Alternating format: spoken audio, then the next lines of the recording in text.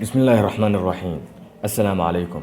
كلانتها بنداود يا لدي لهانتين با waxaad ku soo dhawaataan qaybtii 16aad ee taxanaheeni takoor. qaybtani waxay ku bilaamaysaa sida alka badan iyo biyo ka badanba labaduba way ku hafiyaan ayaa hore loo yiri isna waa kuwa maanta hafiyay.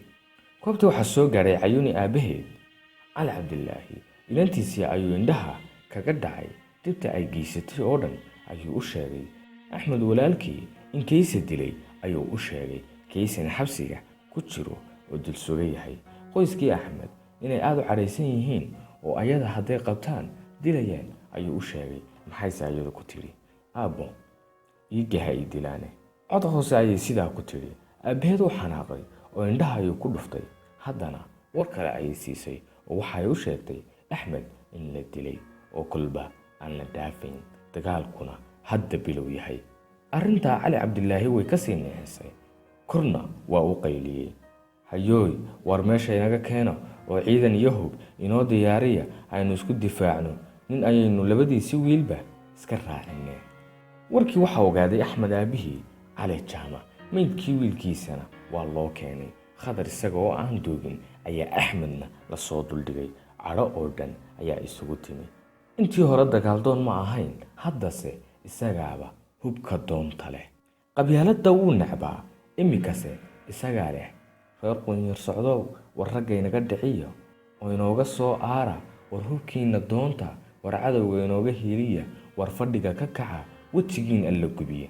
Cayuuni ayaa war kale la timi isuubka urursanaya ayay arrin kale ku soo kordhisay ilmo aan la filayn ayaa soo baxay carada ayaa xadhkaha sii goosatay nabadii go'eedii ayay ka qaadatay shayaadiintii oo dhan ayaa soo shaqo tagay si kadisa ayay hooyadeed war ugu sheegtay waa war aan la filayn waa war hooyadeed ka nixiyay naxdin darteed way dhiman gaadhay waa islaan qabyaaladu biyo dhigtay reer qunyar socde wax aan jirin ay ka aaminsan tahay inanteeduse sidaa lama qabto qofka ay adduunka ugu jeceshahay ayaa reerka ka soo jeeda kaaf iyo kala dheeri.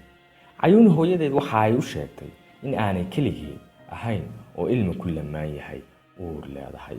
Warka hooyadeed way ka xumaatay waa war aanay filayn naamada reer qunyar socde uur u leh sidaasay kaga dhigtay.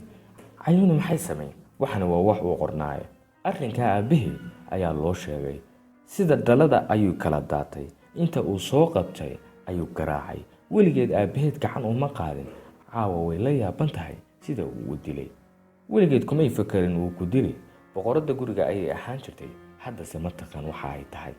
Aabaheed waxa uu u sheegay ilmahan in aanay adduunka keenin oo halkiisa lagu dilaayo warkaa way ka xumaatay waxa ay garan la adahay ummadan ay la nooshahay nooca ay tahay ayadu hadda nolosha way ka qanacday inay dibtan ku sii jirtana mar rabto waa taa go'aan ka qaadatay waa go'aan adag wayna fulisay. Qoyskeedii oo dhan ayaa baroorta isku daray caawa boqoradoodii ayaa ka geeriyootay cadowgoodina wuu ku soo socdaa meel ay wax ku dambeyn cidima taqaan.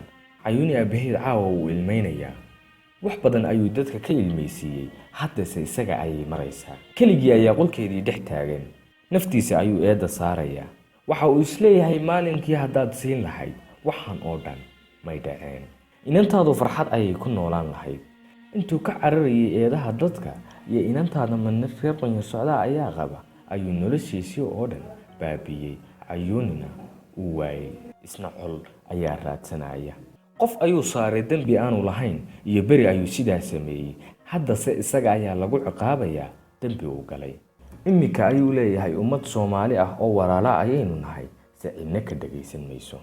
Cayuuni markii ay ogaatay in ilmaha ay caloosha ku sii badbaadayn oo isna la dili doono ayay go'aansatay noloshan oo dhan inay iskaga tagto qolkeedii ayay hoosta ka soo xidhatay wixii kiniini ay heli karaysayna waa ay cuntay halkii Axmed maray ayay martay wax badan ayay dib soo martay haddase waa taa ka dhammaatay.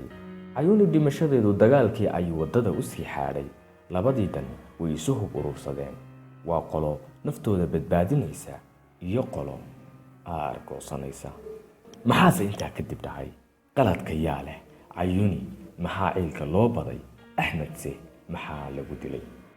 su-aalaha adiga ayaa la rabaa inaad ka jawaabto daawade oo aad halka faallada fariin noogu reebto. sheekadeenni takoorna intaas ayay inoogu dhammaatay. waxaa inoo xigi doontaa sheeko aada u qiimo badan oo la magac baxday irbadii eelka reebtay. waxaa qoray qoraa cabdilaahi saalax axmed oo ka mid ah qoraayada Soomaaliyeed.